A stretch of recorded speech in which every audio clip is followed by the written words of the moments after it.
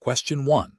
System analysis indicates that optimizing international transportation risk management processes requires enhanced cross-border collaboration. Which of the following approaches best facilitates this optimization while adhering to the principles of international cooperation and respecting diverse national regulatory frameworks? Option A. Mandating the adoption of the most stringent national regulatory standards of a leading maritime nation across all participating countries. Option B. Relying on informal, ad hoc communication channels between national transportation authorities for incident reporting and risk assessment. Option C. Developing a multilateral framework for information exchange and best practice sharing, based on mutual recognition and agreed-upon international standards. Option D. Prioritizing the immediate commercial advantages for the originating nation's shipping companies in all data-sharing agreements. Correct answer is C. Developing a multilateral framework for information exchange and best practice sharing, based on mutual recognition and agreed-upon international standards. Explanation. This scenario is professionally challenging because it requires navigating complex international regulatory landscapes and differing legal frameworks to achieve a common objective: optimizing risk management processes in international transportation. The core difficulty lies in harmonizing diverse national approaches to data sharing, security protocols, and incident reporting, which are critical for effective risk mitigation and insurance claims handling. Careful judgment is required to ensure that any proposed optimization respects the sovereignty of each participating nation, while still achieving the desired efficiencies. The correct approach involves establishing a multilateral framework for information exchange and best practice sharing, grounded in mutual recognition and adherence to agreed-upon international standards. This aligns with the principles of international cooperation in transportation safety and security, often facilitated by bodies like the International Maritime Organization, IMO, or the International Civil Aviation Organization, ICAO, which promote harmonized regulations and information sharing to enhance global maritime and aviation security. Such a framework would allow for the systematic collection and analysis of data across borders, leading to more robust risk assessments and proactive mitigation strategies, ultimately benefiting all parties involved in international trade and transportation.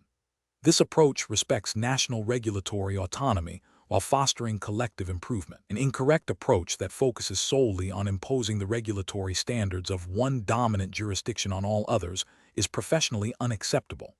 This fails to acknowledge the legal and operational realities of other nations, potentially leading to non-compliance and disputes. It also undermines the spirit of international cooperation, fostering resentment and resistance rather than collaboration. Such an approach ignores the principle of national sovereignty and the diverse risk profiles and operational environments that exist globally. Another incorrect approach that prioritizes the immediate commercial interests of a single entity or nation without considering the broader implications for international partners is also professionally flawed. This can lead to a lack of trust and a reluctance from other parties to participate in cooperative initiatives, thereby hindering the optimization of risk management processes. It creates an uneven playing field and can be perceived as exploitative, damaging long-term relationships and the overall effectiveness of international risk management efforts. A further incorrect approach that relies on informal, ad hoc information sharing without establishing clear protocols for data security, privacy, and accuracy is professionally unsound. This can lead to misinterpretations, data breaches, and an inability to reliably use the shared information for risk assessment and mitigation. It lacks the rigor and accountability necessary for effective international cooperation in a regulated industry like transportation. The professional decision-making process for similar situations should involve a thorough understanding of the regulatory frameworks of all relevant jurisdictions, identifying areas of commonality and divergence. It requires engaging in diplomatic dialogue to build consensus on shared objectives and the mechanisms for achieving them. Prioritizing transparency, mutual respect, and the development of robust, agreed-upon protocols for data handling and operational procedures are paramount. The goal should always be to find solutions that are both effective and compliant with the diverse legal and operational landscapes of international transportation. Question 2. Quality control measures reveal that the risk assessment process for a fleet of international cargo vessels has been streamlined to focus primarily on historical loss data and statistical probabilities of equipment failure. While this approach has reduced the time spent on assessments, it has not explicitly considered potential impacts of emerging cyber threats on vessel navigation systems or the likelihood of port congestion due to geopolitical tensions. Which risk assessment methodology best aligns with the professional obligations of a trip designation holder in this context?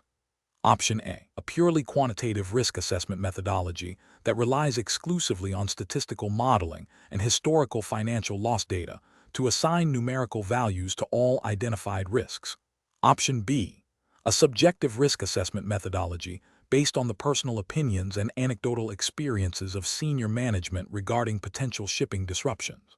Option C, a structured qualitative risk assessment methodology that systematically identifies, analyzes, and evaluates risks based on defined criteria, considering both historical data and expert judgment to assess likelihood and impact, particularly for non-quantifiable risks. Option D, a risk assessment methodology that focuses solely on operational risks, such as engine failure and hull damage, while disregarding other risk categories. The correct answer is C, a structured qualitative risk assessment methodology that systematically identifies, analyzes, and evaluates risks based on defined criteria, considering both historical data and expert judgment to assess likelihood and impact, particularly for non-quantifiable risks.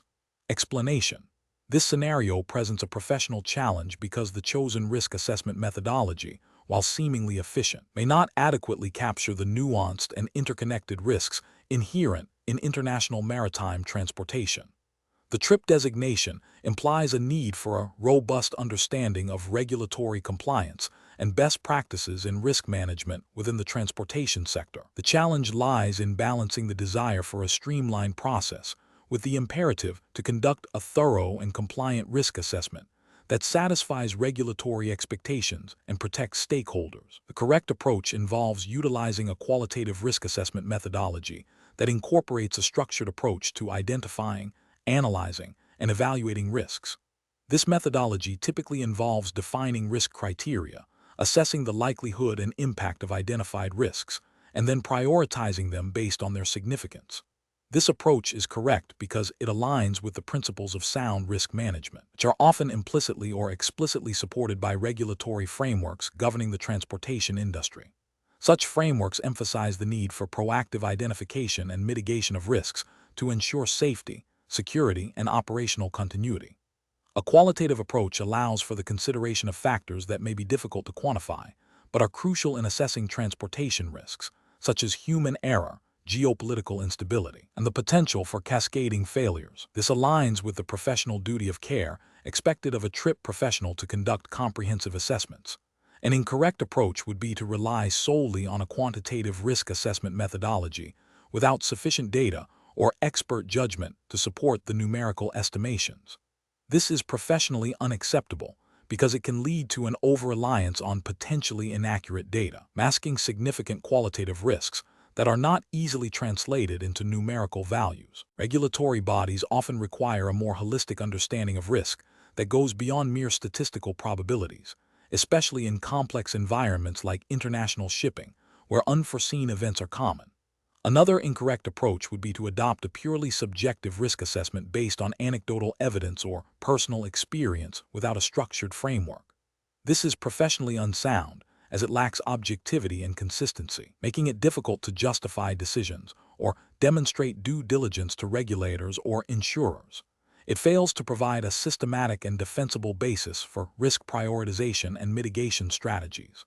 Finally, an incorrect approach would be to use a risk assessment methodology that is not aligned with the specific risks associated with maritime transportation, such as focusing exclusively on financial risks while neglecting operational or safety risks. This is a failure of professional judgment and regulatory compliance, as transportation risk management requires a comprehensive view that encompasses all relevant risk categories.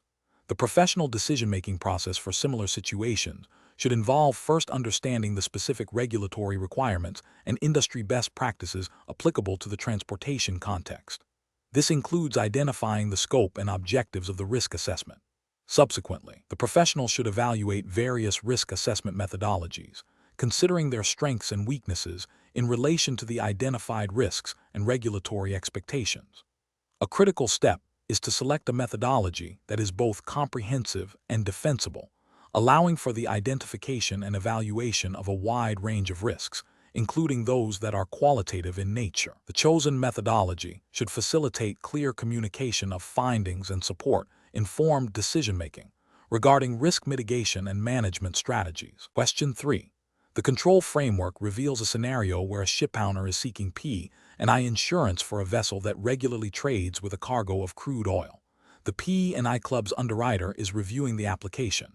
Which of the following best represents the most prudent approach to assessing and ensuring adequate protection for potential pollution liabilities?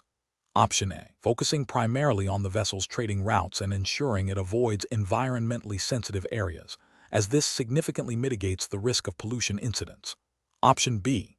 Relying on the fact that the vessel is relatively new and therefore less likely to experience mechanical failures that could lead to pollution, assuming standard P&I coverage will suffice.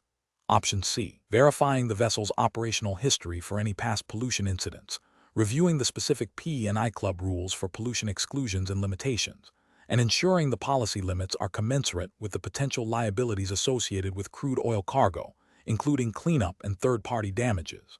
Option D. Confirming the vessel's classification society certification and ensuring the P&I policy has standard pollution coverage limits, as this is typically sufficient for most crude oil carriers. The correct answer is D.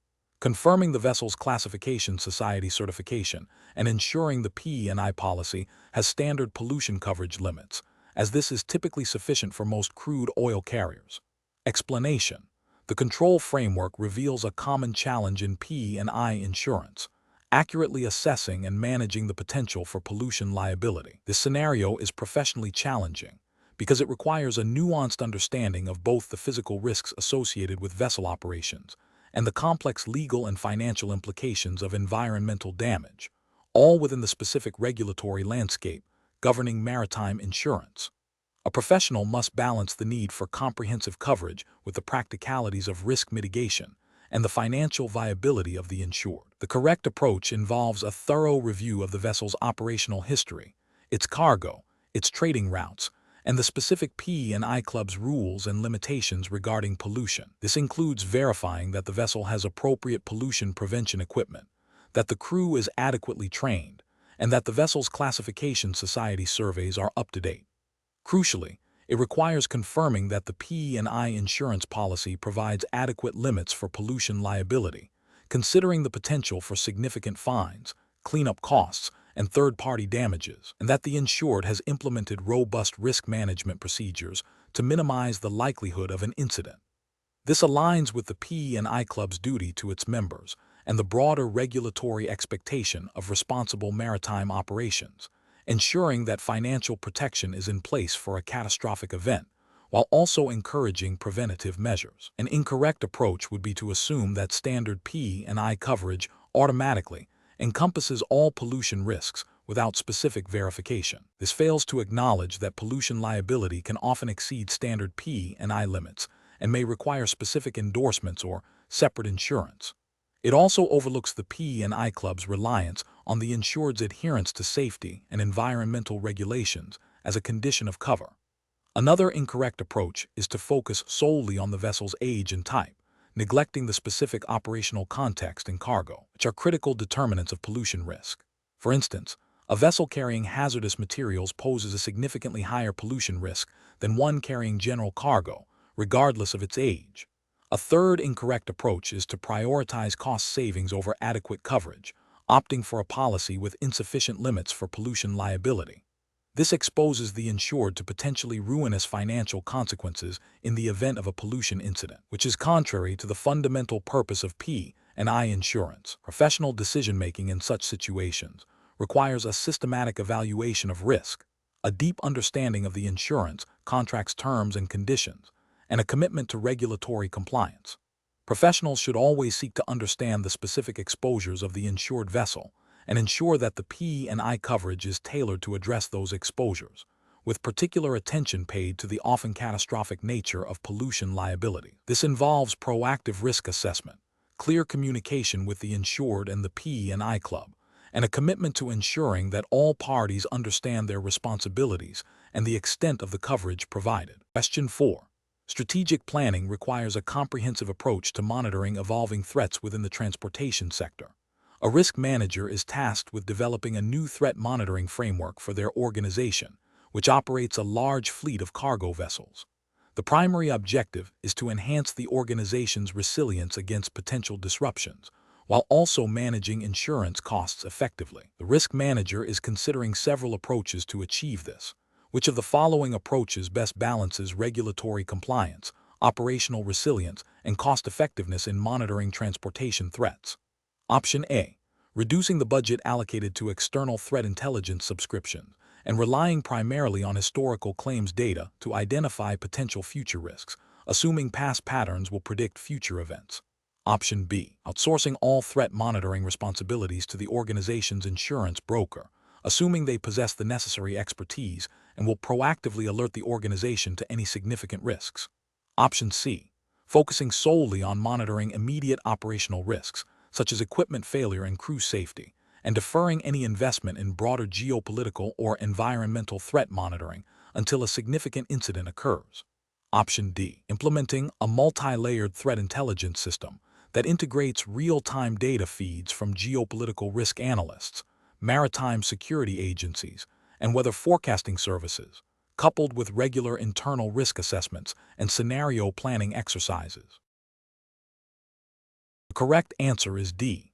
Implementing a multi-layered threat intelligence system that integrates real-time data feeds from geopolitical risk analysts, maritime security agencies, and weather forecasting services, coupled with regular internal risk assessments and scenario planning exercises. Explanation. This scenario presents a professional challenge because it requires a transportation risk and insurance professional to balance the immediate need for operational efficiency with the long-term imperative of robust threat monitoring, all within the confines of regulatory compliance. The pressure to demonstrate cost savings can lead to shortcuts that undermine essential risk management functions. Careful judgment is required to ensure that cost-cutting measures do not compromise the ability to identify, assess, and mitigate emerging threats, which could have significant financial and reputational consequences. The correct approach involves a proactive and integrated strategy for threat monitoring that is embedded within the organization's risk management framework. This approach prioritizes the continuous collection and analysis of relevant data from diverse sources, including intelligence reports, industry alerts, and internal operational feedback. It emphasizes the establishment of clear protocols for escalating identified threats and integrating this intelligence into strategic decision-making, including insurance program adjustments.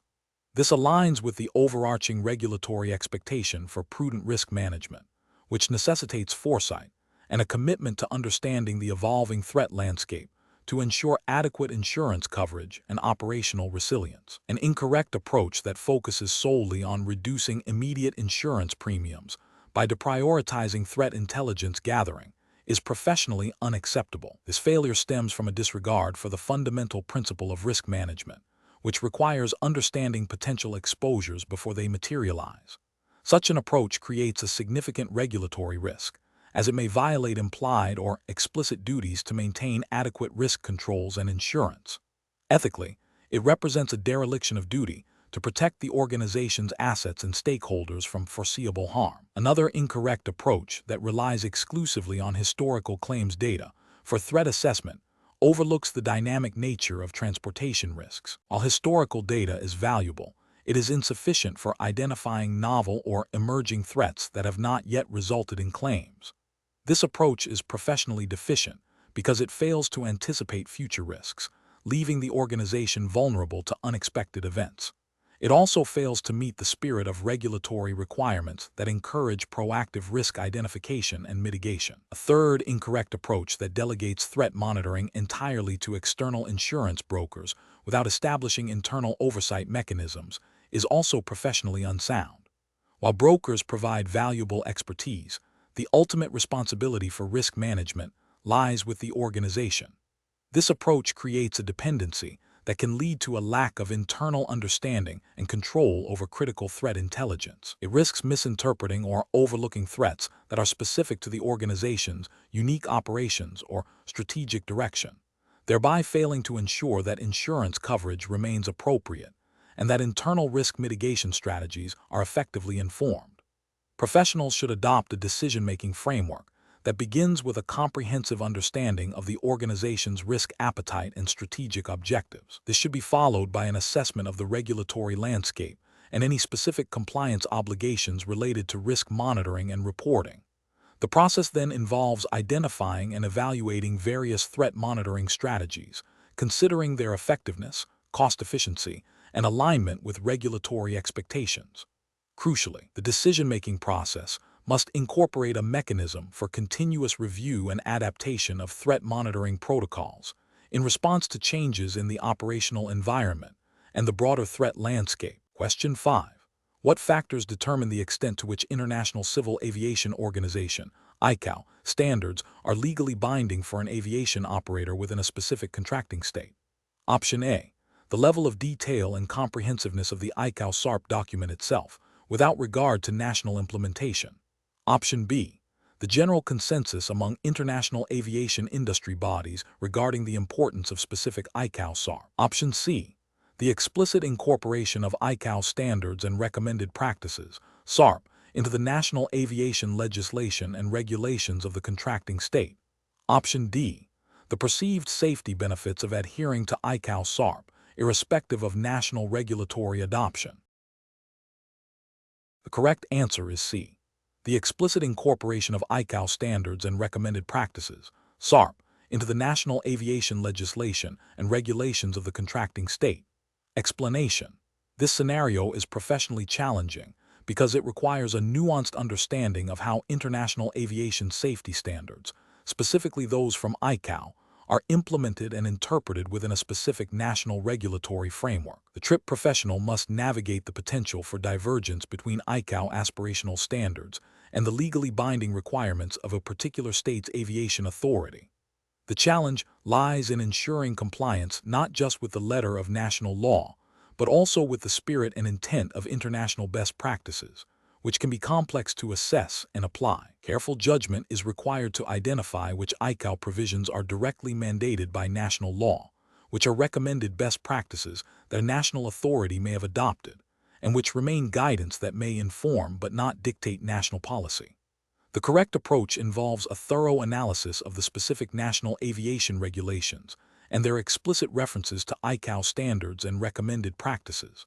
SARP. This approach is best professional practice because it directly addresses the legal and regulatory obligations of the operator within their jurisdiction.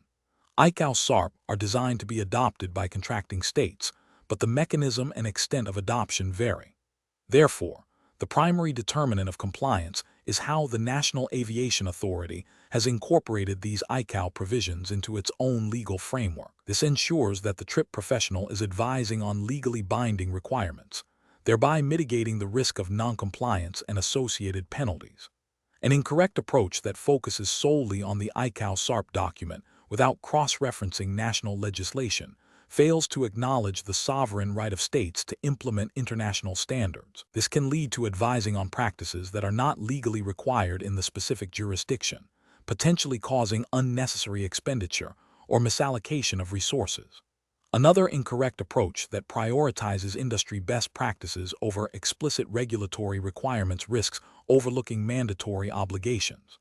While industry best practices are valuable, they do not supersede legal mandates. A further incorrect approach that relies on general interpretations of ICAO intent without grounding in specific national legislation can lead to ambiguity and potential noncompliance, as the national authority's interpretation and implementation are the ultimate arbiters of regulatory adherence. Professionals should employ a decision-making framework that begins with identifying the relevant national aviation authority and its primary regulatory instruments. This should be followed by a systematic review of these national regulations to identify any direct incorporation or reference to specific ICAO SARP. Where ICAO SARP are referenced, the professional must then consult the relevant ICAO annexes and documents to understand the specific standard or recommended practice. The final step involves assessing whether the national implementation fully aligns with the ICAO provision, considering any national deviations or variations that may have been formally notified to ICAO. This structured approach ensures that advice is legally sound and practically applicable within the given jurisdiction. Question 6. Examination of the data shows that a large transportation company is considering establishing a self-insurance program for its fleet liability. The company has a history of relatively stable, predictable losses over the past decade. The finance department is advocating for a program that retains a significant portion of potential losses, arguing that this will lead to immediate cost savings compared to purchasing traditional insurance. Which of the following approaches best aligns with the regulatory framework and professional best practices for establishing a self-insurance program in this context? Option A. Allocate a fixed percentage of annual operating profit to a self-insurance fund, based on what the company can comfortably afford to set aside without impacting immediate profitability. Option B. Conduct a comprehensive actuarial study to project potential future losses, considering various scenarios including low, medium, and high-impact events, and ensure sufficient capital reserves and liquidity are maintained to cover these projected liabilities. Option C. Implement a self-insurance program with minimal initial funding, with the intention of increasing reserves only if significant claims begin to materialize.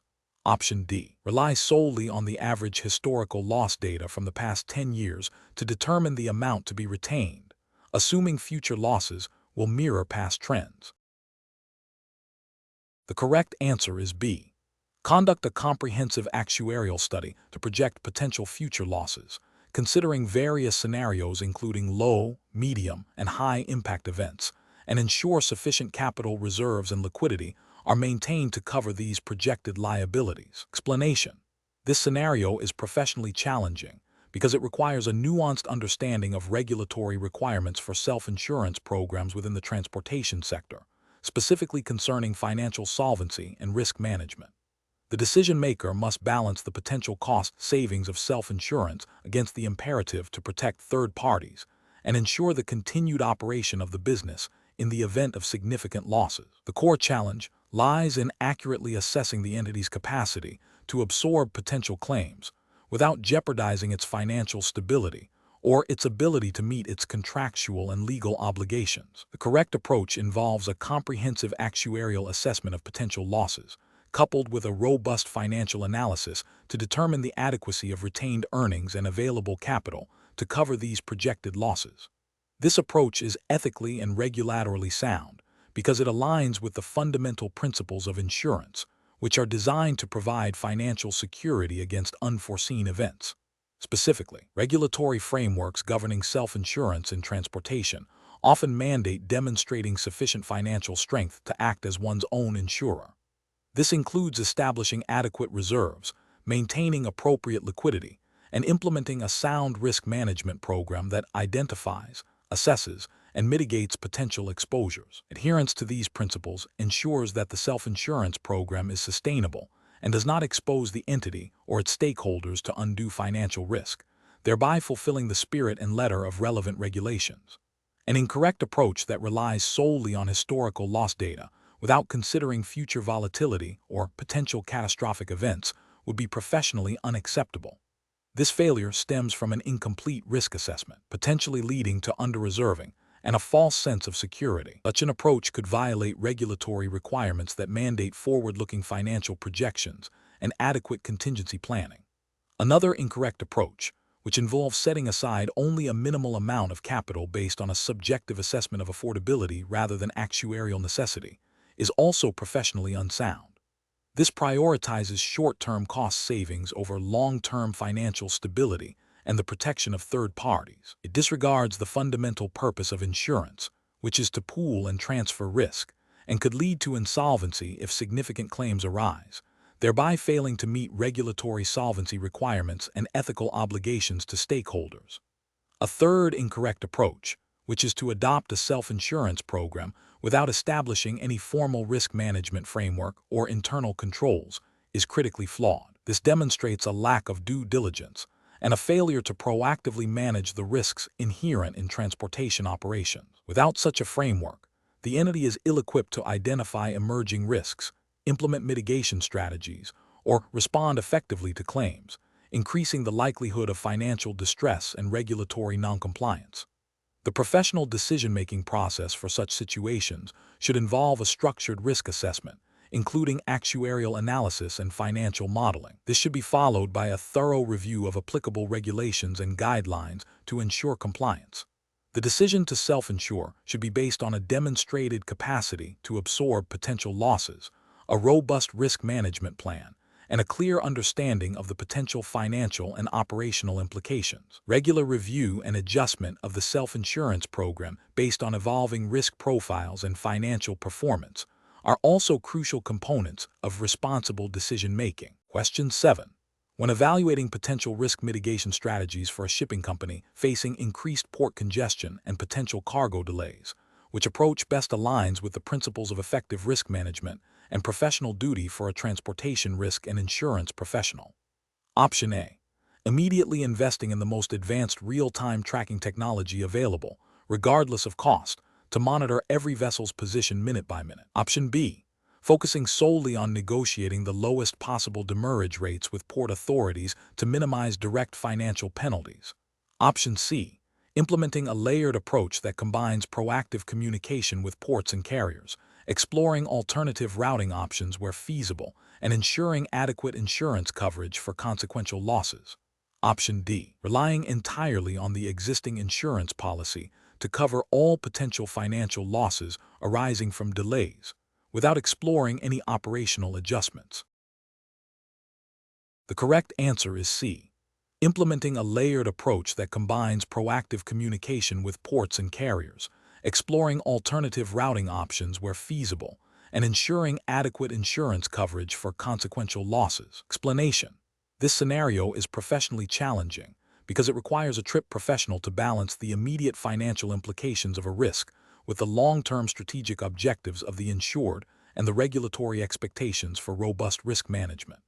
The core challenge lies in identifying and prioritizing risk mitigation strategies that are not only cost-effective, but also aligned with the insured's operational resilience and compliance obligations. A superficial approach focusing solely on the lowest immediate cost would be a failure of professional duty. The correct approach involves a comprehensive assessment of the risk, considering its potential impact across multiple dimensions: financial, operational, reputational, regulatory, and evaluating mitigation options based on their effectiveness in reducing both the likelihood and impact of the risk. This aligns with the fundamental principles of risk management, which emphasize proactive identification, assessment, and treatment of risks to achieve organizational objectives. Specifically, within the regulatory framework governing transportation risk and insurance professionals, there is an implicit and often explicit expectation to act in the best interest of the client, which includes safeguarding their operations and assets through sound risk management practices. This approach demonstrates due diligence and adherence to professional standards that prioritize long-term stability and compliance over short-term cost savings that might leave the insured vulnerable. An incorrect approach that prioritizes only the cheapest immediate mitigation option fails to adequately consider the potential for residual risk. This could lead to significant financial losses, operational disruptions, or regulatory penalties if the chosen mitigation proves insufficient. Ethically, this demonstrates a lack of professional care and a failure to act in the client's best interests. Another incorrect approach that focuses solely on the most complex or expensive mitigation without a clear cost-benefit analysis or alignment with the insured's risk appetite is also professionally unsound. This could lead to inefficient allocation of resources and may not be justifiable to the client or their stakeholders. It suggests a misunderstanding of the risk management process, which requires a balanced and proportionate response. A third incorrect approach that ignores the potential for regulatory noncompliance as a consequence of the risk demonstrates a critical failure in understanding the broader operating environment. Transportation businesses are subject to numerous regulations, and failure to manage risks that could lead to breaches can have severe repercussions, including fines, operational suspensions, and reputational damage. A trip professional has a duty to consider these regulatory implications as part of their risk assessment. The professional decision-making process for similar situations should involve a structured risk management framework. This typically includes 1. Risk identification. thoroughly understanding the potential risks faced by the insured. 2. Risk analysis, assessing the likelihood and potential impact of identified risks. 3. Risk evaluation, prioritizing risks based on their significance. 4. Risk treatment, developing and selecting appropriate mitigation strategies. 5. Monitoring and review, continuously assessing the effectiveness of implemented strategies and adapting as necessary. Throughout this process, open communication with the insured to understand their risk appetite, operational constraints, and strategic goals is paramount. Question 8.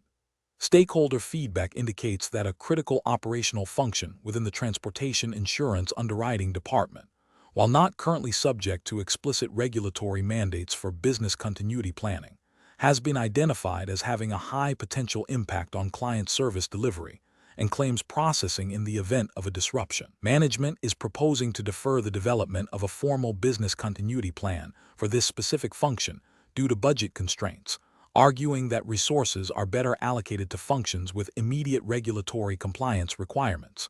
What is the most ethically and professionally responsible course of action for a TRIP-certified professional in this situation? Option A suggests that the responsibility for developing a business continuity plan for this function lies solely with the IT department, as they manage the underlying systems and disengage from further involvement. Option B advocate for the prioritization and development of a business continuity plan for the identified critical function, emphasizing the potential long-term risks and stakeholder impact, even if it requires reallocating existing resources or seeking additional budget. Option C. Agree with management's proposal to defer the business continuity plan for this function, focusing solely on areas with direct and immediate regulatory compliance requirements to manage costs effectively. Option D. Implement a minimal, documentation-only business continuity plan for the function that acknowledges the risk, but requires no significant resource allocation or active testing to satisfy a perceived need without incurring substantial costs. The correct answer is B. Advocate for the prioritization and development of a business continuity plan for the identified critical function, emphasizing the potential long-term risks and stakeholder impact, even if it requires reallocating existing resources or seeking additional budget. Explanation. This scenario presents a professional challenge because it requires balancing immediate cost-saving pressures with the long-term imperative of ensuring business resilience and protecting stakeholders. The TRIP designation implies a commitment to professional standards that extend beyond mere compliance to encompass ethical conduct and robust risk management. The core tension lies between a short-term financial objective and the potential for catastrophic disruption if a critical business function fails without adequate preparation. The correct approach involves prioritizing the development and implementation of a comprehensive business continuity plan, BCP, that addresses the identified critical function. This is ethically sound because it demonstrates a commitment to the organization's long-term viability and the protection of its clients, employees, and reputation. From a regulatory perspective, while specific BCP mandates can vary, the overarching principles of prudent risk management and due diligence are universally expected of professionals in the transportation and insurance sectors. A well-defined BCP is a cornerstone of such prudent management, ensuring that the organization can continue to operate or recover swiftly from disruptive events, thereby fulfilling its obligations to all stakeholders. This proactive stance aligns with the spirit of professional responsibility to anticipate and mitigate potential harm. An incorrect approach would be to defer the BCP development indefinitely based on the current lack of direct regulatory mandate for that specific function. This is ethically problematic as it prioritizes short-term cost avoidance over potential future harm to stakeholders. It represents a failure of foresight and a disregard for the inherent risks in the transportation and insurance industries. A specific regulation might not explicitly demand a BCP for this particular function today. The absence of such a mandate does not absolve a professional from their ethical duty to manage risks effectively. This approach could lead to significant financial losses, reputational damage, and a breach of trust if a disruption occurs. Another incorrect approach would be to implement a superficial or incomplete BCP that does not adequately address the criticality of the identified function. This is ethically deficient because it creates a false sense of security while leaving the organization vulnerable. It is a form of misrepresentation to stakeholders who expect genuine preparedness. From a professional standpoint, such an approach undermines the very purpose of a BCP and fails to meet the standard of care expected in risk management. It is a failure to act with the diligence and competence required to protect the organization and its stakeholders from foreseeable disruptions. A professional decision-making process for similar situations should involve a robust risk assessment framework. This includes identifying critical business functions, assessing their potential impact if disrupted, and evaluating the likelihood of such disruptions. Based on this assessment, a BCP should be developed and regularly tested. When faced with cost pressures, professionals should advocate for the necessary resources to implement effective risk mitigation strategies, including BCPs, by clearly articulating the potential consequences of inaction to senior management and the board. The ethical compass should always guide decisions towards protecting stakeholder interests and ensuring the long-term sustainability and integrity of the organization. Question 9. Benchmark analysis indicates that a transportation company is seeking to implement new cost-saving measures across its operations.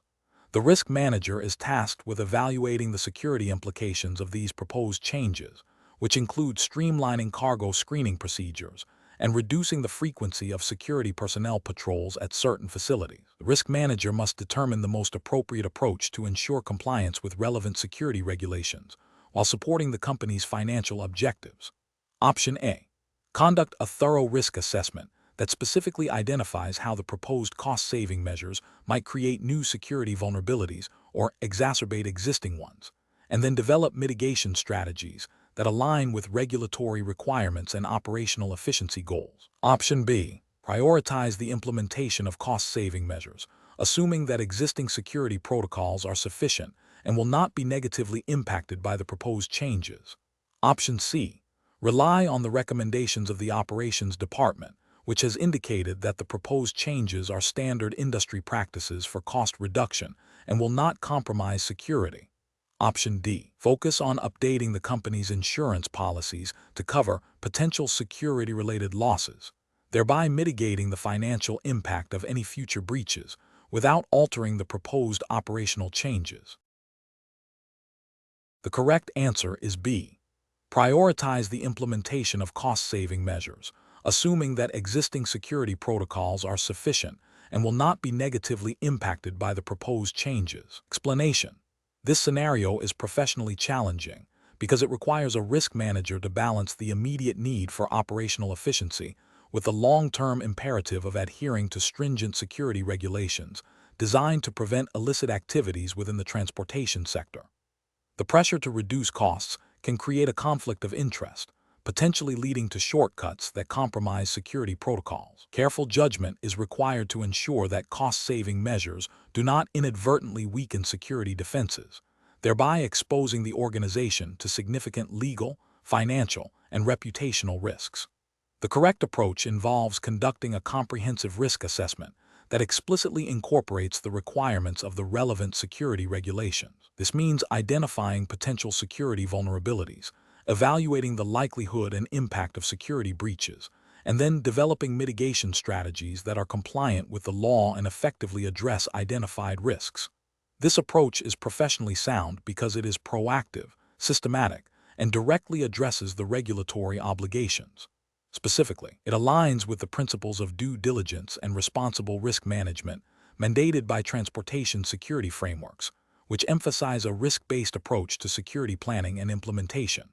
An incorrect approach that focuses solely on cost reduction without a thorough security risk assessment fails to acknowledge the paramount importance of regulatory compliance. This approach is professionally unacceptable because it prioritizes financial gain over legal obligations and the security of the supply chain, potentially leading to severe penalties, loss of operating licenses, and damage to the company's reputation.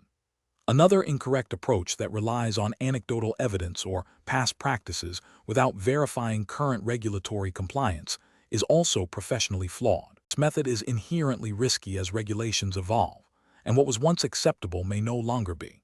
It demonstrates a lack of diligence and a failure to stay abreast of legal requirements, exposing the organization to non-compliance issues. Finally, an approach that delegates the entire security risk assessment to an external vendor without adequate internal oversight or understanding of the regulatory landscape is professionally deficient. While external expertise can be valuable, the ultimate responsibility for regulatory compliance rests with the organization. This approach risks a disconnect between the vendor's assessment and the organization's specific operational context and legal obligations.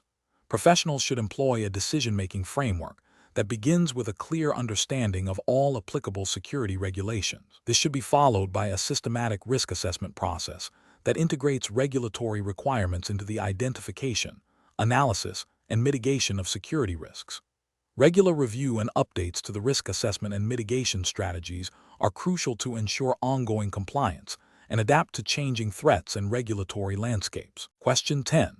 Regulatory review indicates that a transportation company's operational scope has significantly expanded due to new trade routes and the introduction of specialized cargo handling equipment. Which approach to risk assessment best demonstrates flexibility while adhering to regulatory expectations for ongoing risk evaluation? Option A. Implementing a dynamic risk assessment framework that includes regular reviews of operational changes, market trends, and emerging risks, with provisions for updating risk profiles and coverage as needed. Option B. Conducting a comprehensive risk assessment based solely on the company's operational data from the previous 3 years to determine current insurance needs. Option C. Relying on the insured's self-assessment of their new risks, assuming their internal processes are sufficient to identify all relevant exposures. Option D. Maintaining the existing risk assessment model without modification, as it has proven effective in the past for similar clients. The correct answer is B. Conducting a comprehensive risk assessment based solely on the company's operational data from the previous 3 years to determine current insurance needs. Explanation. This scenario is professionally challenging because it requires balancing the need for robust risk assessment with the dynamic nature of transportation operations and the potential for unforeseen events. The trip professional must demonstrate flexibility in their risk assessment methodology without compromising regulatory compliance or the integrity of the insurance coverage. The core challenge lies in adapting established risk assessment frameworks to accommodate evolving operational realities and emerging risks, ensuring that insurance remains relevant and effective. The correct approach involves a proactive and adaptive risk assessment strategy. This entails establishing clear protocols for ongoing monitoring of operational changes, market shifts, and emerging threats. It requires the development of flexible risk assessment tools and methodologies that can be readily updated and applied as circumstances change. Regulatory justification stems from the principle of ensuring that insurance coverage remains adequate and appropriate throughout the policy period, reflecting the actual risks undertaken by the insured. This aligns with the duty of utmost good faith and the requirement for insurers to accurately assess and price risk. Ethical considerations demand that the insured is not unfairly exposed to uninsured losses due to a static or outdated risk assessment. An approach that relies solely on historical data without incorporating forward-looking analysis is incorrect. This fails to account for new risks or changes in the probability or severity of existing risks, potentially leading to underinsurance or mispriced premiums. This is a regulatory failure as it can contravene principles of accurate risk assessment and adequate coverage. Another incorrect approach is to rigidly adhere to a predefined risk assessment template without any provision for adaptation. This demonstrates a lack of professional judgment and an inability to respond to the inherent volatility of the transportation industry. It can lead to a disconnect between the assessed risk and the actual risk, potentially resulting in coverage gaps or inappropriate policy terms, which is an ethical failure towards the insured. A third incorrect approach is to delegate the entire risk assessment process to the insured without adequate oversight or validation. While insured input is valuable, the ultimate responsibility for accurate risk assessment and underwriting lies with the insurer. This abdication of responsibility is a significant regulatory and ethical failure, as it compromises the insurer's ability to fulfill its obligations and potentially exposes both parties to undue risk. Professionals should adopt a decision-making framework that prioritizes continuous improvement and adaptive management. This involves establishing a feedback loop between operational experience, claims data, and risk assessment processes. Regular reviews of risk assessment methodologies, incorporating industry best practices and regulatory updates are crucial. Furthermore, fostering open communication with insureds to understand their evolving operations and risk profiles is essential for maintaining accurate and flexible risk assessments. Question 11. The risk matrix shows a moderate likelihood of damage to fragile electronic components during a multimodal international shipment, coupled with a high consequence of regulatory noncompliance if hazard communication is inadequate. Which approach best mitigates these identified risks in accordance with transportation regulations? Option A. Continue using the same packaging and labeling methods that have been historically used for similar shipments, assuming they are still compliant. Option B. Conduct a detailed review of the specific electronic components hazard classification and the destination country's import regulations to ensure packaging and labeling meet all applicable standards for fragile and potentially hazardous materials. Option C. Prioritize the use of the most cost-effective packaging materials to minimize transit expenses, as long as the items are physically contained. Option D. Expedite the shipment by using generic hazard labels that broadly indicate fragile without specific details, trusting that customs officials will not scrutinize minor labeling variations. The correct answer is B. Conduct a detailed review of the specific electronic components hazard classification and the destination country's import regulations to ensure packaging and labeling meet all applicable standards for fragile and potentially hazardous materials. Explanation. This scenario is professionally challenging because it requires a nuanced understanding of how packaging and labeling requirements, while seemingly straightforward, directly impact the safety, legality, and insurability of transported goods. Misinterpreting or overlooking these requirements can lead to significant financial losses, regulatory penalties, and reputational damage. The core challenge lies in balancing operational efficiency with stringent compliance, especially when dealing with diverse cargo and international transit. Careful judgment is required to ensure that all applicable regulations are identified and implemented correctly for each specific shipment. The correct approach involves a thorough review of the specific cargo's classification and the intended destination's regulatory framework to determine the precise packaging and labeling mandates. This proactive and detailed assessment ensures that the goods are packaged in a manner that protects them from damage during transit, and that the labeling accurately reflects the contents, any associated hazards, and compliance with all relevant international and national regulations, e.g., IMG code for dangerous goods, IATA DGR for air transport, or specific national requirements for general cargo.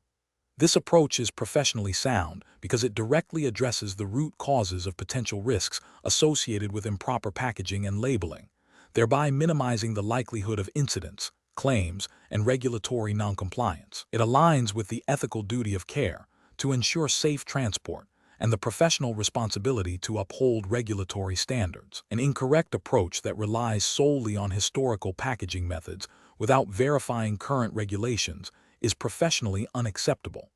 This failure stems from a lack of due diligence and an assumption that past practices remain compliant, which is often not the case due to evolving international standards and specific national legislation. This can lead to shipments being rejected, delayed, or incurring fines for noncompliance. Another incorrect approach that focuses only on the cost-effectiveness of packaging materials, disregarding their suitability for the cargo and the transit environment, is also professionally unsound. While cost is a factor, it must not supersede safety and regulatory compliance. Using inadequate packaging to save money can result in damaged goods, increased insurance premiums, and potential liability for losses, ultimately proving more expensive. A third incorrect approach that prioritizes speed of shipment over accurate labeling, assuming minor labeling discrepancies will be overlooked, is ethically and regulatorily flawed. Inaccurate or incomplete labeling can misrepresent the nature of the cargo, potentially leading to improper handling, accidents, or failure to comply with emergency response protocols. This demonstrates a disregard for safety and regulatory integrity. A professional decision-making process for similar situations should involve a systematic risk assessment framework. This begins with identifying the cargo type and its inherent risks. Next, it requires researching and understanding all applicable domestic and international regulations pertaining to the transport of that specific cargo to the intended destination. This research should inform the selection of appropriate packaging materials and methods, as well as the precise labeling requirements. Finally, a verification step should be implemented to confirm that all packaging and labeling mandates have been met before the shipment departs. This iterative process of identification, research, implementation, and verification ensures comprehensive compliance and risk mitigation. Question 12. The control framework reveals that a railroad operator is reviewing its track inspection program. Which of the following approaches best demonstrates a commitment to railroad safety standards as mandated by the Federal Railroad Administration, FRA? Option A. Implementing a program that prioritizes cost-effectiveness in inspection scheduling, assuming that past low incident rates indicate sufficient current safety levels. Option B. Delegating the sole authority for determining inspection frequency and methodology to track maintenance crews without formal management review or validation against federal mandates. Option C. Conducting a comprehensive audit of the existing track inspection procedures to ensure they meet or exceed the specific requirements and frequencies outlined in FRA Part 213 Track Safety Standards and relevant FRA guidance. Option D. Relying exclusively on historical incident data to justify the current inspection frequency, without independently verifying its alignment with current FRA safety standards. The correct answer is A. Implementing a program that prioritizes cost-effectiveness in inspection scheduling, assuming that past low incident rates indicate sufficient current safety levels. Explanation. Scenario analysis. This scenario is professionally challenging because it requires a railroad operator to balance operational efficiency with the paramount importance of public safety, specifically concerning the integrity of track infrastructure. Misinterpreting or inadequately addressing potential track defects can lead to catastrophic accidents, severe financial penalties, and irreparable damage to public trust. The professional must exercise sound judgment in evaluating the adequacy of inspection protocols against established regulatory standards. Correct approach analysis. The correct approach involves a comprehensive review of the railroad's existing track inspection procedures against the specific mandates of the Federal Railroad Administration, FRA, regulations. This includes verifying that inspections are conducted with the required frequency by qualified personnel, and that the inspection methods are designed to detect all types of defects outlined in FRA guidelines, such as rail defects, track geometry issues, and component failures. The focus on ensuring the inspection program's alignment with FRA Part 213, Track Safety Standards, and relevant FRA guidance documents is crucial for demonstrating regulatory compliance and a commitment to best practices in railroad safety. This proactive and compliant approach mitigates risk by ensuring potential hazards are identified and addressed before they compromise safety. Incorrect approach is analysis. An approach that focuses solely on the cost-effectiveness of inspections without a direct correlation to FRA-mandated safety standards is professionally unacceptable. While cost efficiency is a business consideration, it cannot supersede regulatory safety requirements. Prioritizing cost savings over thoroughness, as dictated by federal regulations, represents a significant ethical and regulatory failure, potentially leading to overlooked defects and increased accident risk.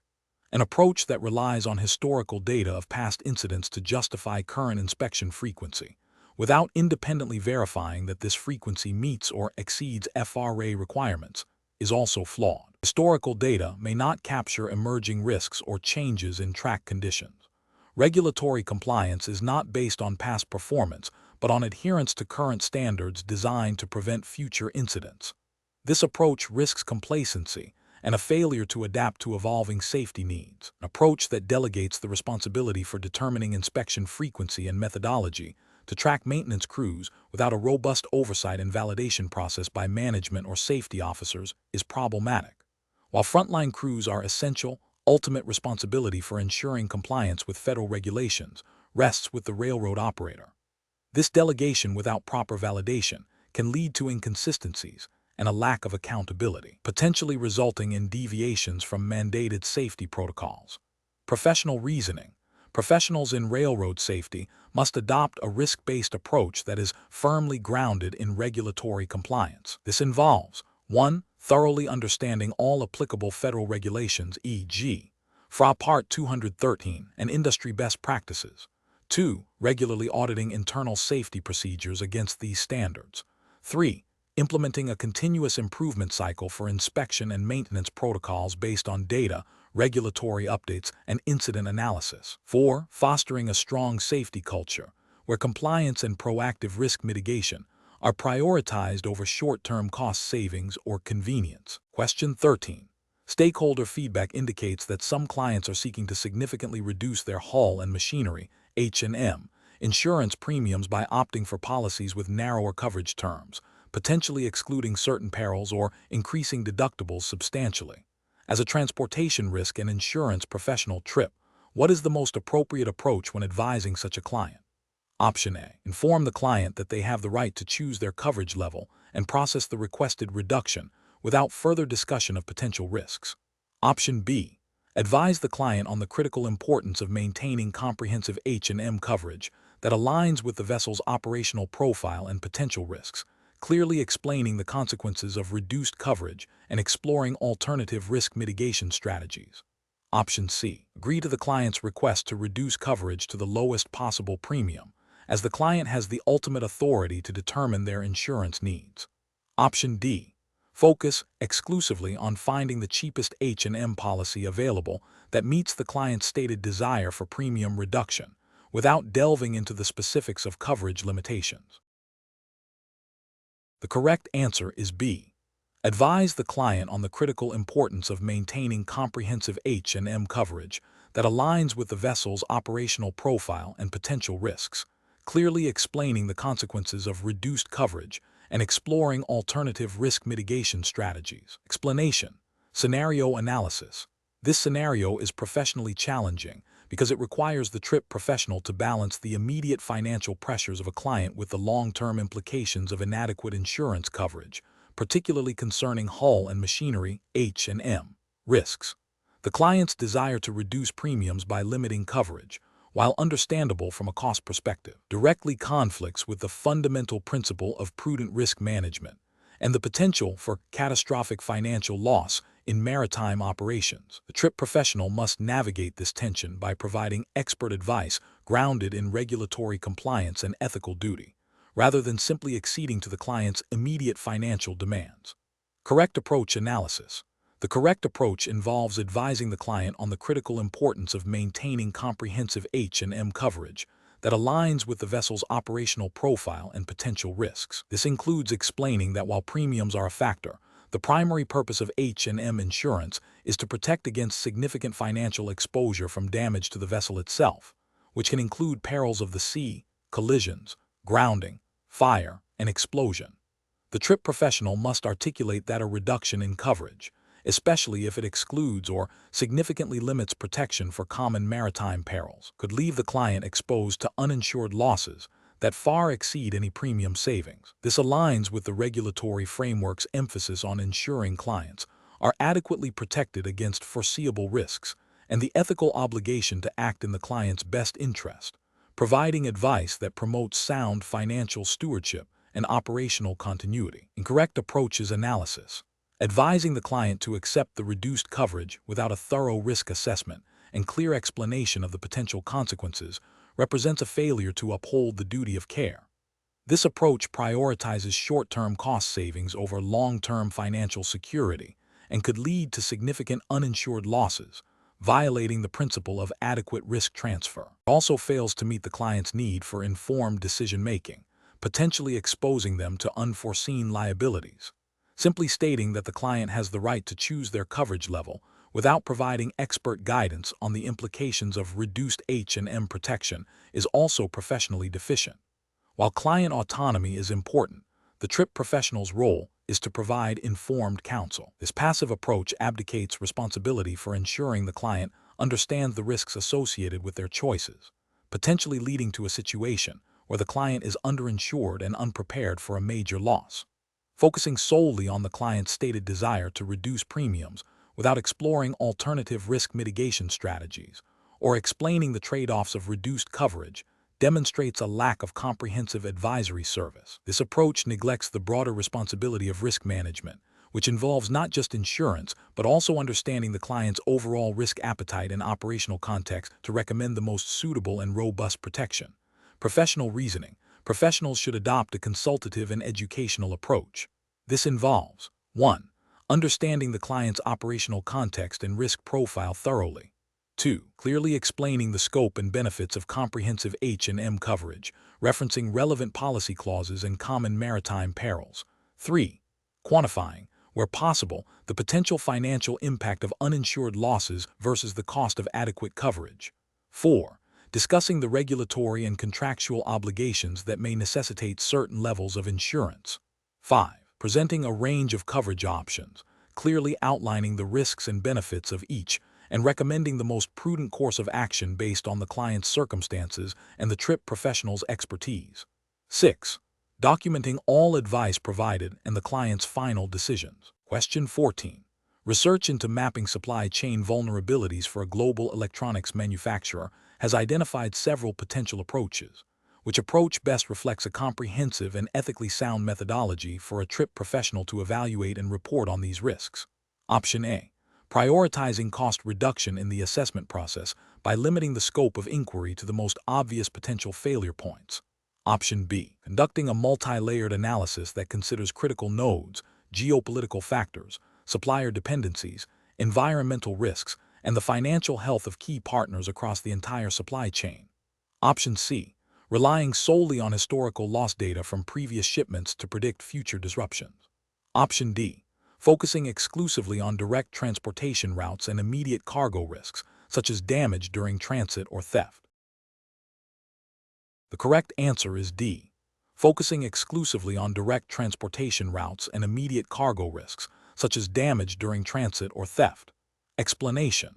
This scenario is professionally challenging because accurately mapping supply chain vulnerabilities requires a nuanced understanding of interconnected risks that extend beyond a single entity's direct control. The TRIP designation implies a professional obligation to uphold high standards of risk management and ethical conduct within the transportation and insurance sectors. A failure to comprehensively identify and assess these vulnerabilities can lead to significant financial losses, reputational damage, and potential regulatory scrutiny for both the insured and the insurer. Careful judgment is required to balance the cost of mitigation with the potential impact of identified risks. The correct approach involves a multifaceted assessment that considers both direct and indirect impacts across the entire supply chain. This includes identifying critical nodes, potential single points of failure, geopolitical risks, environmental factors, and the financial stability of key partners. By systematically evaluating these elements, professionals can develop a robust understanding of potential disruptions and their cascading effects. This aligns with the ethical duty of care expected of TRIP professionals to provide accurate and comprehensive risk assessments, thereby enabling informed decision-making for insurance coverage and risk mitigation strategies. Regulatory frameworks often mandate a thorough understanding of the risks being insured, and this approach ensures compliance by providing a detailed and defensible risk profile. An approach that focuses solely on direct transportation routes and immediate cargo risks is professionally unacceptable.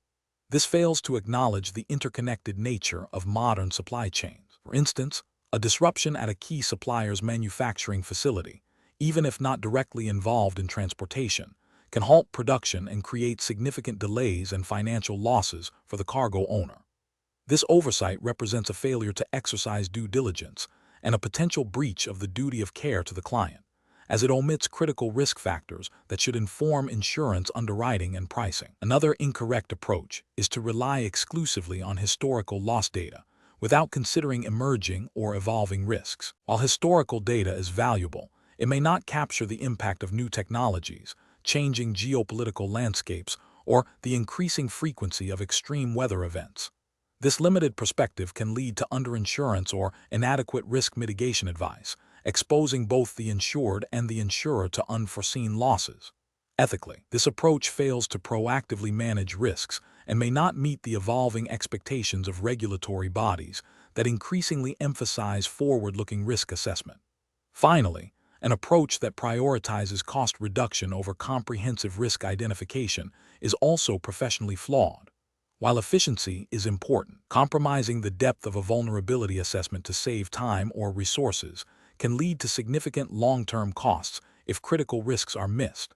This can result in inadequate insurance coverage, leading to substantial uninsured losses for the client and potential liability for the insurance professional. It also undermines the integrity of the risk assessment process, which is fundamental to sound insurance practice. Professionals should adopt a systematic, iterative, and holistic approach to mapping supply chain vulnerabilities.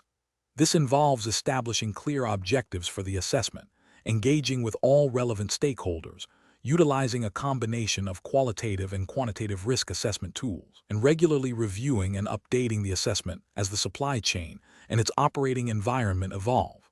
This decision-making process should be guided by a commitment to accuracy, thoroughness, and the best interests of the client, while adhering to all applicable regulatory requirements and professional ethical standards. Question 15. To address the challenge of accurately identifying potential risks associated with a novel hazardous chemical being transported by sea, which hazard identification technique would best align with the principles of proactive risk management and regulatory compliance for the transportation of dangerous goods? Option A. Relying solely on the frequency of past incidents involving similar chemicals. Option B. Conducting a HAZUP, hazard and operability study, on the chemical's properties and the proposed shipping procedures. Option C. Interviewing experienced dock workers about their general knowledge of chemical transport. Option D. Focusing only on the immediate flammability and toxicity of the chemical as listed on its safety data sheet. Correct answer is B. Conducting a HAZUP, hazard and operability study, on the chemical's properties and the proposed shipping procedures. Explanation. The scenario presents a professional challenge because the transportation of hazardous materials inherently carries significant risks, and the effectiveness of hazard identification directly impacts the ability to mitigate these risks. A failure in this initial step can lead to inadequate safety measures, regulatory noncompliance, and potentially catastrophic incidents. Careful judgment is required to select the most appropriate and comprehensive hazard identification technique, given the specific context of the cargo and the transportation mode. The correct approach involves utilizing a systematic and documented method that considers the inherent properties of the hazardous material, the potential for interaction with other substances or environmental factors, and the specific operational context of the transportation. This aligns with the principles of robust risk management mandated by regulatory frameworks governing the transportation of dangerous goods. Such frameworks emphasize proactive identification and assessment of hazards to ensure safety and prevent incidents. For instance, regulations often require detailed hazard assessments and the development of appropriate safety procedures based on these assessments. An incorrect approach that relies solely on historical incident data for similar materials would be professionally unacceptable. While historical data can be informative, it is not exhaustive and may not account for unique circumstances, new transportation methods, or variations in the material's condition. This approach fails to proactively identify potential hazards that have not yet manifested in past incidents, thereby falling short of the due diligence required by regulations. Another incorrect approach, focusing only on the immediate physical hazards of the material without considering its potential interactions during transit, is also professionally flawed. Hazardous materials can react with packaging, other cargo, or environmental conditions, temperature, humidity, creating new or amplified hazards. Regulations typically require a holistic view of risks, encompassing not just the inherent properties, but also the context of transport. Finally, an approach that relies on the subjective experience of the transport personnel without a structured methodology is inadequate. While experience is valuable, it can be prone to bias and may miss critical hazards that a systematic technique would uncover. Regulatory compliance and professional responsibility demand a more objective and verifiable hazard identification process. The professional decision-making process should involve understanding the specific regulatory requirements for the type of hazardous material being transported, considering the mode of transport, and then selecting a hazard identification technique that is comprehensive, systematic, and documented. This often involves a combination of methods, such as reviewing safety data sheets, SDS, consulting industry best practices, and potentially conducting specific risk assessments tailored to the operation. Question 16. Analysis of a situation where a shipment of perishable goods stored in a temperature-controlled warehouse is found to have spoiled upon retrieval. The warehouse receipt contains a clause limiting the warehouseman's liability to a specific dollar amount per unit, unless a higher value is declared and paid for. The shipper claims the spoilage was due to the warehouseman's negligence in maintaining the temperature. What is the most appropriate initial step for the transportation risk and insurance professional to take in assessing liability? Option A. Conduct a thorough review of the warehouse receipt, storage agreement, and any temperature logs or maintenance records for the warehouse unit. Option B. Assume the limitation of liability clause in the warehouse receipt is invalid due to the perishable nature of the goods. Option C. Immediately initiate a claim against the warehouseman's liability insurance based on the shipper's assertion of negligence. Option D. Advise the shipper to file a lawsuit against the warehouseman for the full value of the spoiled goods. The correct answer is C. Immediately initiate a claim against the warehouseman's liability insurance based on the shipper's assertion of negligence. Explanation. Scenario analysis. This scenario is professionally challenging because it involves a complex interplay of contractual obligations, potential negligence, and the specific legal framework governing warehouse liability for stored goods. The trip professional must navigate these elements to determine the appropriate allocation of responsibility and insurance coverage. The challenge lies in accurately interpreting the warehouse receipt terms, assessing the cause of damage, and applying the relevant legal principles without overstepping contractual boundaries or misinterpreting regulatory duties. Correct approach analysis. The correct approach involves a thorough review of the warehouse receipt and any associated storage agreements. This is because these documents typically define the terms of bailment, including the warehouseman's duty of care and any limitations on liability. The warehouseman's liability for stored goods is generally governed by common law principles of bailment and specific statutes, such as the Uniform Commercial Code, UC, in the U.S., which outlines the duties and liabilities of warehousemen. The warehouseman is typically held to a standard of reasonable care. If the goods are damaged due to the warehouseman's failure to exercise this care, they may be liable, subject to any valid limitations in the contract. The trip professional must ascertain if the damage arose from such a failure, rather than an inherent defect in the goods or an act of God. Incorrect approach is analysis, an approach that immediately assumes the warehouseman is fully liable without examining the warehouse receipt, and the cause of damage is incorrect. This fails to acknowledge the contractual nature of the bailment and the potential for agreed-upon limitations of liability. It also bypasses the crucial step of determining negligence. Another incorrect approach is to solely rely on the shipper's assertion of damage without independent verification or investigation into the warehouseman's actions or inactions. This ignores the warehouseman's right to a defense and the need for evidence to establish liability. Furthermore, an approach that focuses only on the insurance policy without considering the underlying legal liability of the warehouseman is flawed. While insurance is crucial, it responds to established legal liability. It does not create it. The trip professional's role is to assess the liability first, then determine how insurance applies. Professional reasoning. Professionals should adopt a systematic approach. First, understand the nature of the bailment and the terms of the warehouse receipt. Second, investigate the cause of the damage to determine if it falls within the warehouseman's duty of care or is attributable to other factors. Third, apply the relevant legal framework, e.g., UCC Article 7 in the U.S. for warehouse receipts, to assess the warehouseman's liability. Finally, consider how insurance coverage, if any, responds to that determined liability. This structured process ensures that decisions are based on factual evidence, contractual terms, and applicable law, leading to a fair and legally sound outcome. Question 17. The investigation demonstrates that a commercial vehicle driver has exceeded their allowable driving hours due to an unexpected delay, and has informed their dispatcher that they are experiencing significant fatigue, but are still capable of completing the remaining leg of their journey to meet a critical delivery deadline. The dispatcher, aware of the driver's fatigue and the HOS violation, is under pressure from management to ensure the delivery is made on time. What is the most ethically and regulatorily sound approach for the dispatcher? Option A. Instruct the driver to continue to the destination, emphasizing the importance of the delivery deadline and advising them to be extra cautious. Option B.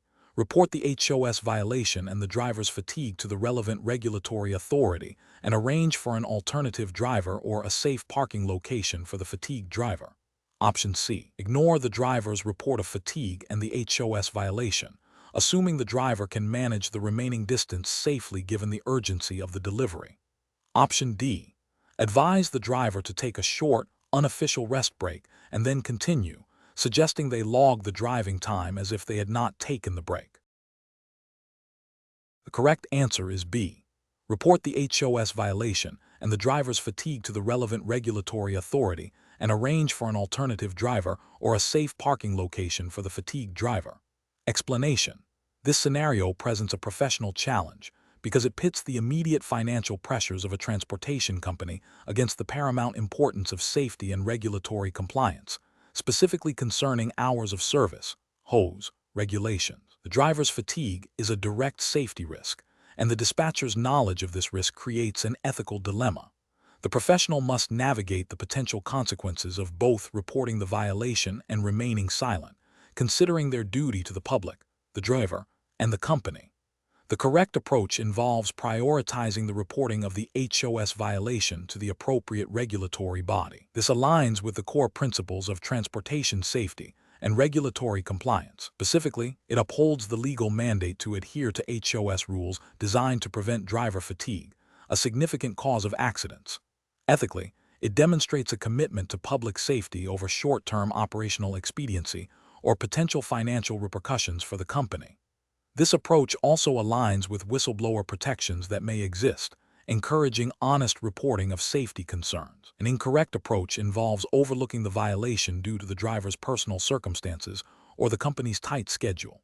This failure directly contravenes HOS regulations, which are absolute in their intent to limit driving time and ensure adequate rest. Ethically, it prioritizes business interests over public safety, creating an unacceptable risk of accidents due to driver fatigue. This approach could also lead to severe penalties for the company, including fines and operational sanctions, if discovered during an audit or investigation. Another incorrect approach involves attempting to falsify records to conceal the violation. This is not only a direct violation of regulatory record-keeping requirements, but also constitutes fraud. It demonstrates a deliberate attempt to deceive regulatory authorities and undermines the entire purpose of HOS regulations. Such an action carries severe legal and ethical consequences, including potential criminal charges and the loss of operating authority for the company. Finally, an incorrect approach would be to pressure the driver to continue operating despite their stated fatigue. This directly disregards the driver's well-being and the safety implications of operating a commercial vehicle while fatigued. It is a clear ethical breach and a violation of the spirit, if not the letter, of HOS regulations, which are designed to protect drivers from such pressures. The professional decision-making process in such situation should involve a clear understanding of the relevant HOS regulations and the company's internal policies on safety and compliance. The professional must then assess the immediate risks associated with the violation. The primary consideration should always be public safety. If a violation is identified, the correct course of action is to report it through the established channels, even if it creates short-term difficulties for the company. Documenting the situation and the decision-making process is also crucial. Question 18.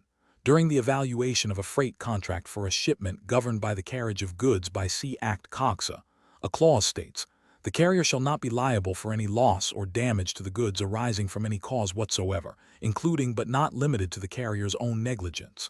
Which approach best reflects the professional obligation in assessing the enforceability of this clause? Option A. The clause is enforceable only if the shipper explicitly initialed this specific provision in the contract. Option B. The clause is automatically enforceable as it is a freely negotiated term within the freight contract. Option C.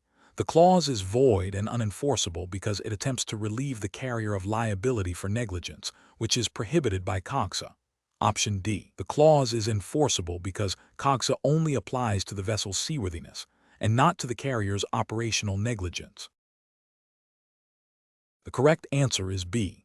The clause is automatically enforceable as it is a freely negotiated term within the freight contract. Explanation: this scenario is professionally challenging because it requires a nuanced understanding of freight contract terms and their implications for risk allocation, particularly in the context of the Carriage of Goods by Sea Act, COGSA, and its interaction with contractual clauses. The core challenge lies in identifying whether a contractual provision effectively modifies or overrides the statutory presumptions of liability established by COGSA, and whether such modification is permissible and enforceable. Professionals must exercise careful judgment to avoid inadvertently accepting or rejecting liability based on a misinterpretation of the contract's interplay with governing law. The correct approach involves a thorough review of the freight contract to determine if it contains a lawful exception or a lawful clause that modifies COGSA default provisions regarding the carrier's liability for loss or damage. This requires understanding that while COGSA establishes a baseline of carrier responsibility, parties can contractually agree to deviate from these provisions, provided such deviations are lawful and do not violate the fundamental principles of COGSA, such as the prohibition against relieving the carrier from liability for negligence in the navigation or management of the vessel. The professional must analyze the specific wording of the clause to ascertain if it clearly and unambiguously shifts risk in a manner consistent with COGSA exceptions. An incorrect approach would be to assume that any clause in the freight contract automatically overrides COGSA. This fails to recognize that COGSA is a statutory law that sets a minimum standard of carrier responsibility, and contractual clauses attempting to diminish this responsibility beyond what COGSA permits are void and unenforceable.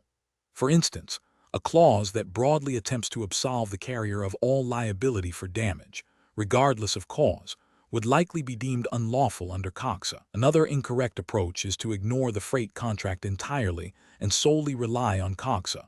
While COGSA provides the governing framework, the specific terms of a valid freight contract, such as a bill of lading, are crucial in defining the rights and obligations of the parties and can incorporate lawful exceptions or specific risk allocations that are consistent with COGSA. The professional decision-making process for similar situations should involve a systematic approach.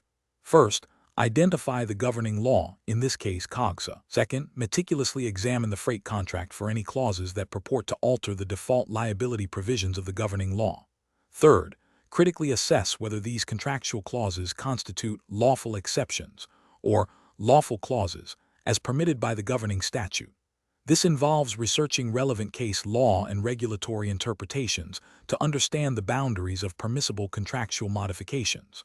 Finally, based on this comprehensive analysis, determine the enforceable allocation of risk and liability. Question 19.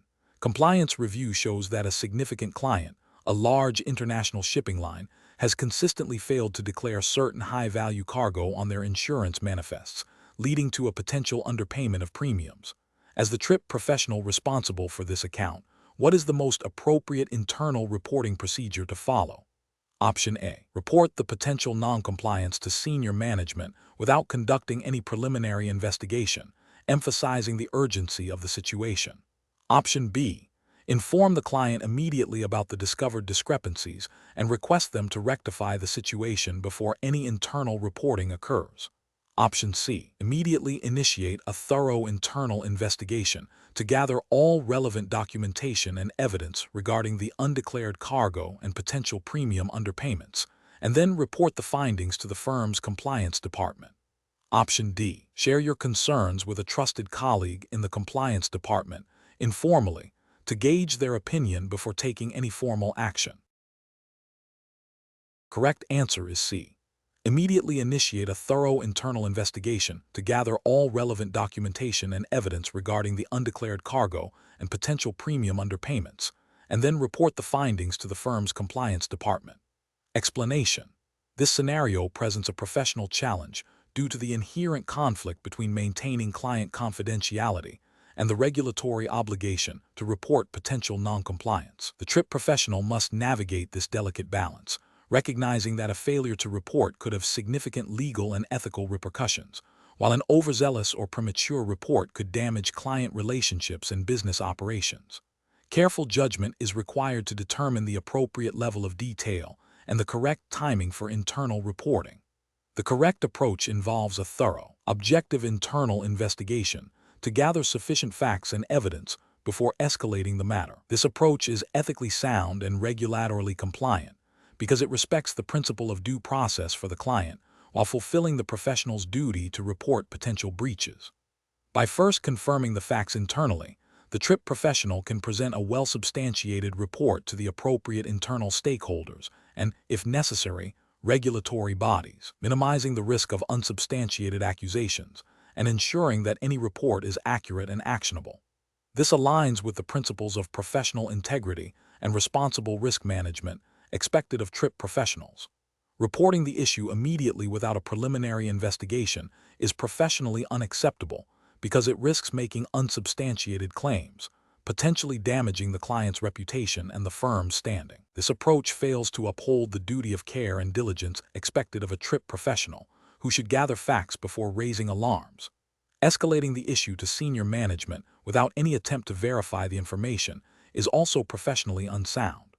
While involving management is often necessary, doing so without any internal due diligence can lead to misallocation of resources and unnecessary alarm. It bypasses the professional's responsibility to conduct a preliminary assessment.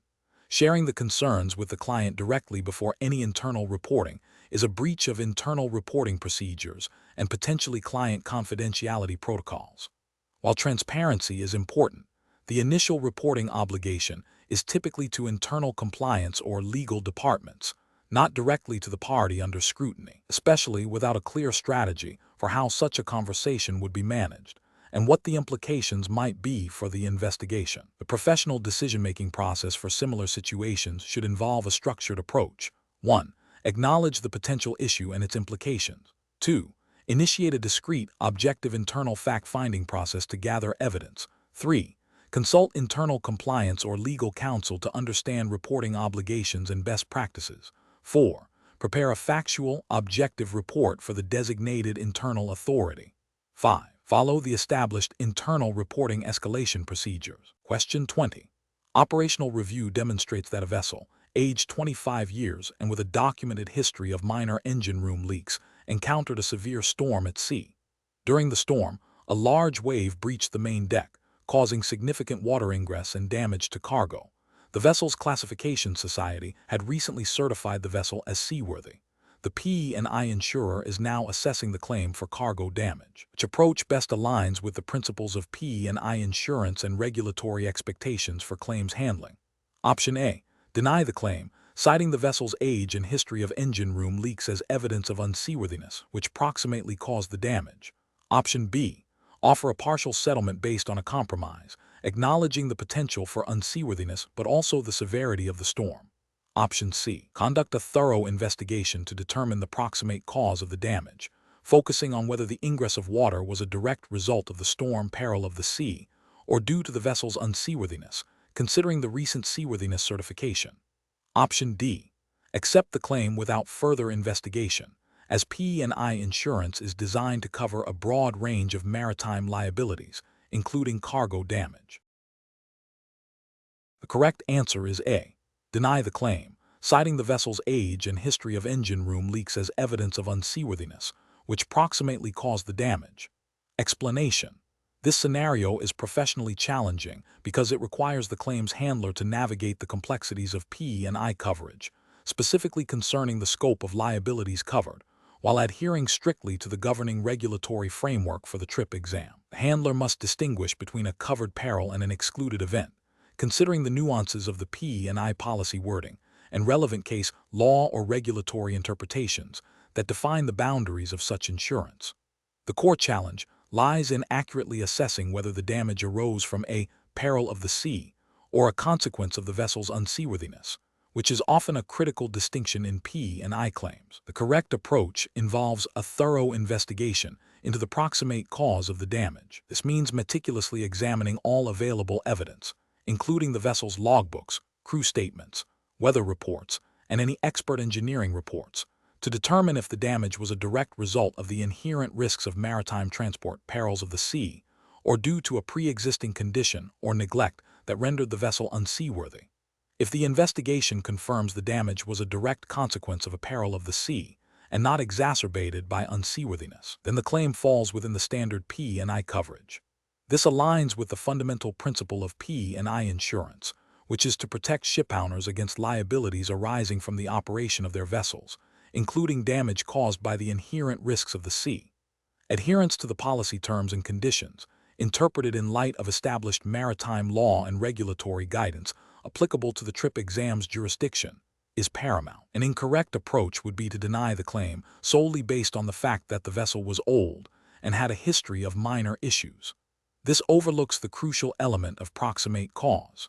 The age and history of the vessel are relevant only if they directly contributed to the unseaworthiness that caused or exacerbated the damage. If the damage was undeniably caused by a severe storm, a peril of the sea, and the vessel's age did not make it more susceptible to such damage or fail to withstand it, then a denial based on age alone would be a regulatory and ethical failure.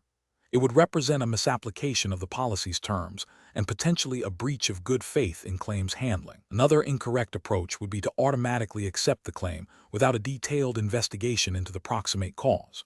While P&I insurance is broad, it is not unlimited. Accepting the claim without verifying that it meets the policy's conditions and is not excluded by clauses related to unseaworthiness or willful misconduct would be a failure to uphold the insurer's responsibilities and could lead to improper payouts, impacting the integrity of the insurance pool. This demonstrates a lack of due diligence and a disregard for the contractual obligations of both the insurer and the insured. The professional decision-making process for similar situations should involve a systematic approach. 1. Understand the policy. Thoroughly review the P&I policy wording, including all clauses, endorsements, and exclusions. 2. Gather evidence. Collect all relevant documentation and information pertaining to the incident. 3. Determine proximate cause. Analyze the evidence to identify the primary cause of the loss. This is the most critical step. 4. Apply regulatory framework. Ensure the assessment and decision align with the specific regulations and guidelines governing the trip exam's jurisdiction. 5. Consult experts. If necessary, engage marine surveyors, legal counsel, or other specialists to provide expert opinions. 6. Communicate clearly. Maintain transparent communication with the insured throughout the claims process. 7. Document thoroughly. Keep detailed records of all investigations, decisions, and communications.